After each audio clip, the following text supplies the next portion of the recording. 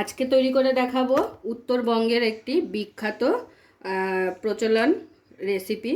তো আজকের রেসিপি হলো ডিমের আলু ঘাটি। এই রেসিপিটা কিন্তু খুবই সহজ আর কম উপকরণে একদম ঝটপট হয়ে যায়। তাহলে চলুন দেখে নেওয়া যাক আজকের রেসিপি। আজকে তৈরি করব উত্তরবঙ্গের একটা বিখ্যাত রেসিপি, ডিম আলু ঘাটি। খুবই সিম্পল আর সহজ একটা রেসিপি, কিন্তু উত্তরবঙ্গে এই রেসিপিটা খুবই প্রচলিত। উত্তরবঙ্গের লোকেরা খুব এই রান্নাটা খায়। তো আজকে সেটাই আপনাদের সাথে শেয়ার করব। তো এখানে আমি আলু আর ডিম নিয়েছি। ডিম নিয়েছি 7খানা আর আলু নিয়েছি 8টা। তো এই ডিম আলুটাকে আমাদের প্রথমে একসাথে সেদ্ধ করে নিতে হবে।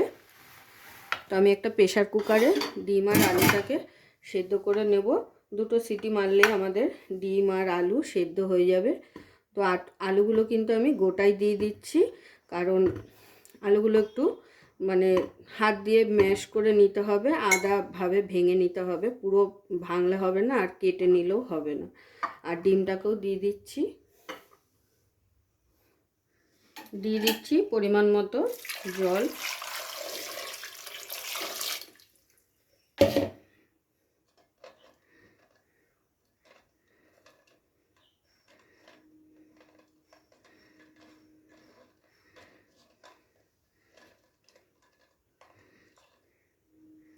এবারে ঢাকনা লাগিয়ে সেদ্ধ হতে বসিয়ে দেবো।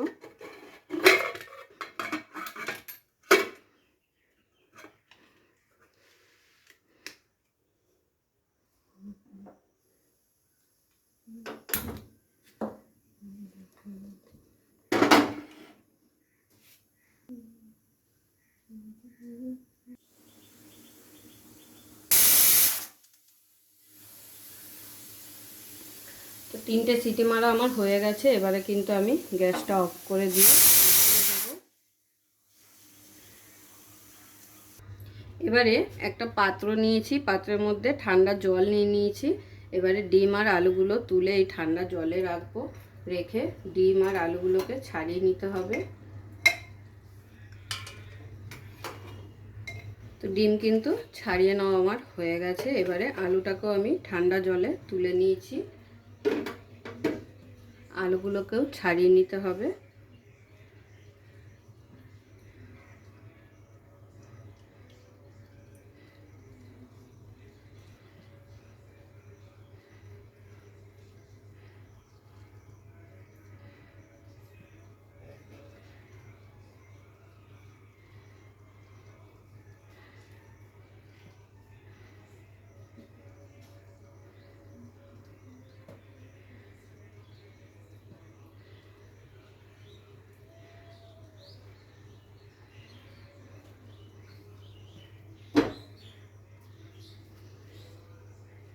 তো দেখুন, ডিম আর আলু সব কিন্তু আমার ছাড়িয়ে নেওয়া হয়ে গেছে।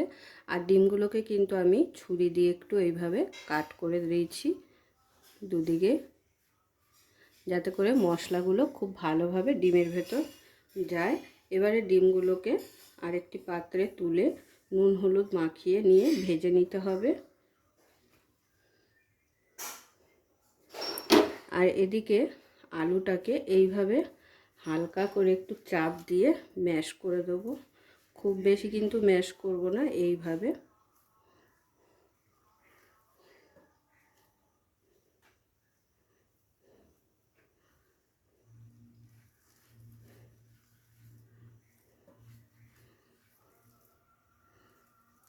আলুগুলো কিন্তু গোটাই আমি দিয়েছিলাম আর খুব ভালোভাবে সিদ্ধ হয়ে গেছে।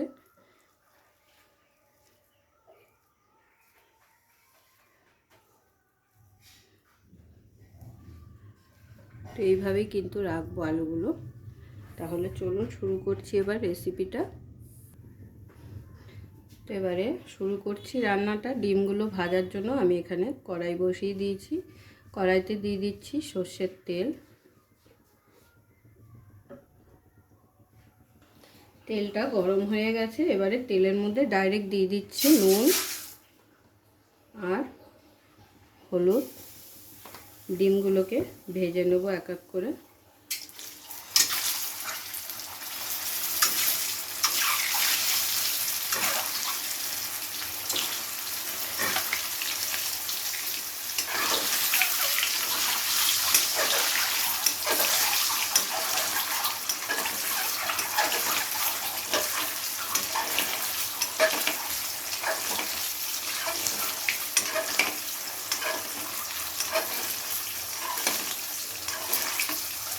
তো একটু লাল লাল করে ভেজে নিয়েছি, এবারে ডিমগুলো তুলে নেব।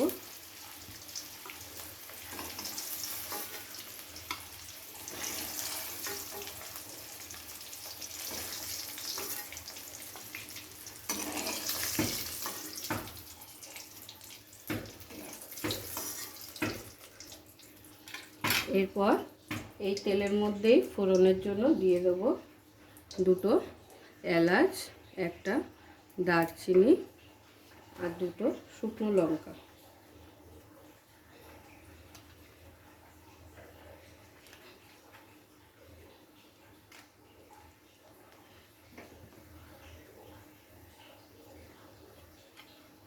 ফোড়নটাকে হালকা নাড়াচাড়া করে নেব।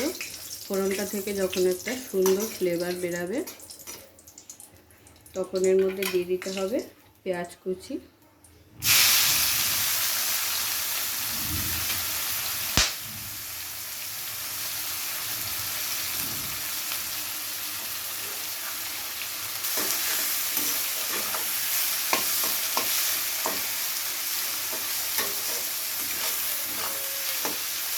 পেঁয়াজটাকে কিছুক্ষণ ভেজে নিতে হবে একটু লাল লাল করে। রান্নাটা কিন্তু খুবই সহজ আর একদমই কম উপকরণে হয়ে যায় আর চটপট হয়ে যায়। যেদিন কিছু রান্না করতে ইচ্ছে না করবে এরকম এক পদ রান্না করলেই কিন্তু দুপুরে গরম গরম ভাতের সাথে খুবই ভালো লাগবে। তো দেখতে থাকুন রান্নাটা, দেখলে বুঝতে পারবেন যে কতটা সিম্পল আর একদমই কম উপকরণে এটা হয়ে যায়।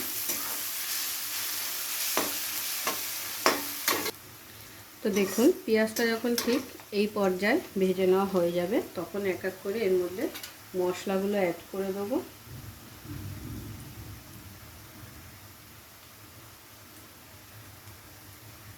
দিয়ে দিচ্ছি আদা বাটা, রসুন বাটা,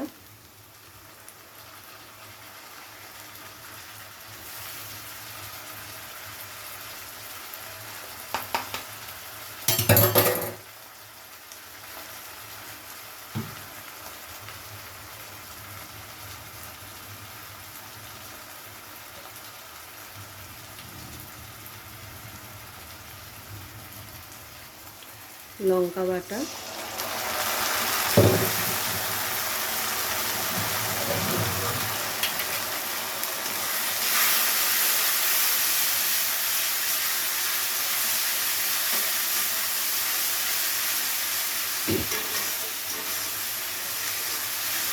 আদা রসুন আর কাঁচা লঙ্কা বাটা দিয়ে খুব ভালো করে পেঁয়াজের সাথে একবার কষিয়ে নিতে হবে।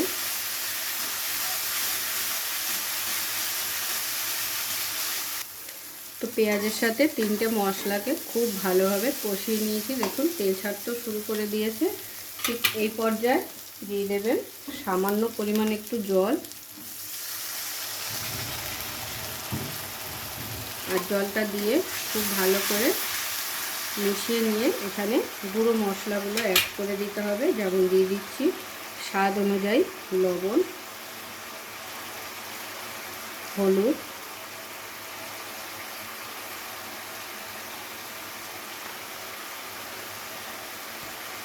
দিয়ে দিচ্ছি কাশ্মীরি লঙ্কা গুঁড়ো,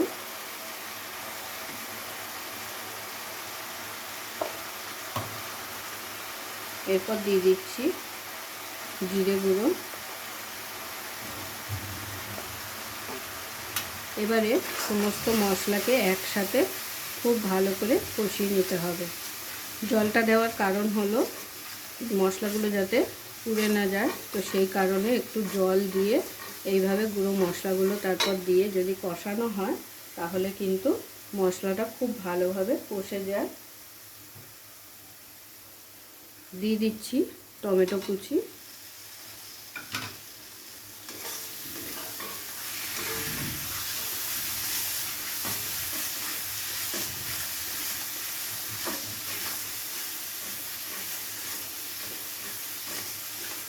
টমেটো কুচিটা দিয়ে মশলার সাথে খুব ভালোভাবে নেড়ে চেড়ে এখানে ফাইনালি দিয়ে দিতে হবে আলুটা।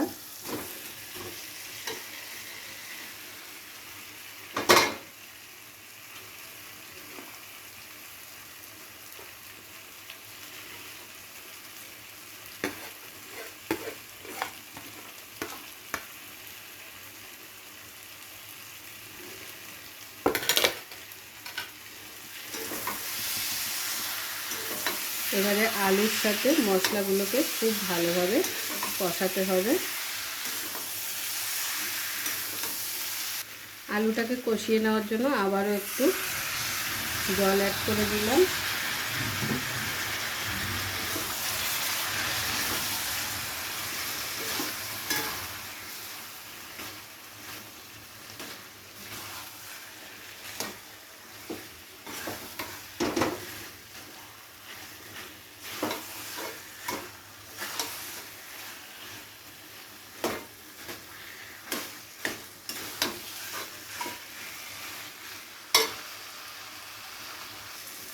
তো দেখুন আলুটা যখন কষিয়ে নেওয়া হয়ে যাবে আর আলুর গা থেকে এইভাবে সাইড দিয়ে তেল ছাড়তে শুরু করবে, তখন বুঝবেন আপনাদের কষানো একদম রেডি। এবারে এখানে ফাইনালি গ্রেভির জন্য দিয়ে দিচ্ছি জল। আর এই ঝোলটা কিন্তু খুব বেশি গাঢ় বা খুব বেশি পাতলায় হবে না, তো সেই বুঝেই কিন্তু জলটা দিতে হবে। এবারে খুব ভালো করে আলুগুলোকে মিশিয়ে দেবো। তো দেখতেই পেলেন কত কম উপকরণে কিন্তু এই রান্নাটা হয়ে যায়। আর উত্তরবঙ্গের এইটা একটা ফেমাস রান্না, ডিম আলু ঘাটি। খেতেও কিন্তু অসাধারণ হয়। এই রেসিপিটা কিন্তু মাছের মাথা দিয়ে করা যায়, সেটা আরও স্বাদ লাগে। তো এবারে ফুটে উঠলে দিয়ে দেবো এর মধ্যে ডিমগুলো। তো ঝোলটা খুব সুন্দরভাবে ফুটে গেছে। এবারে এই সময় ডিমগুলোকে অ্যাড করে দিতে হবে।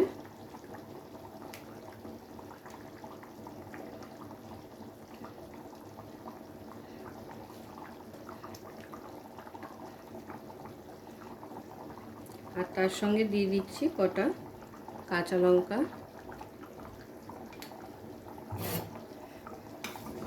আর একটু হালকা করে নাড়িয়ে মিশিয়ে দেবো।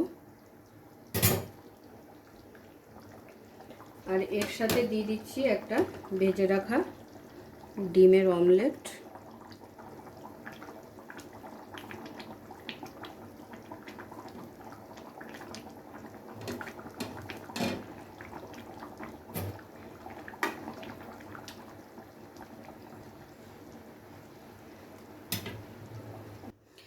তো ডিমের আলু ঘাটি কিন্তু আমার একদম রেডি হয়ে গেছে।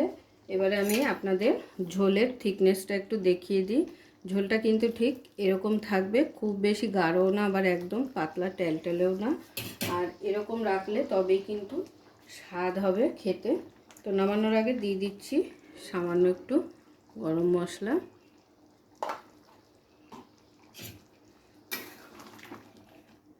তো হালকা নেড়ে চেড়ে মিশিয়ে নেব, নিয়ে গ্যাসটাকে অফ করে গরম গরম সার্ভ করে নেব।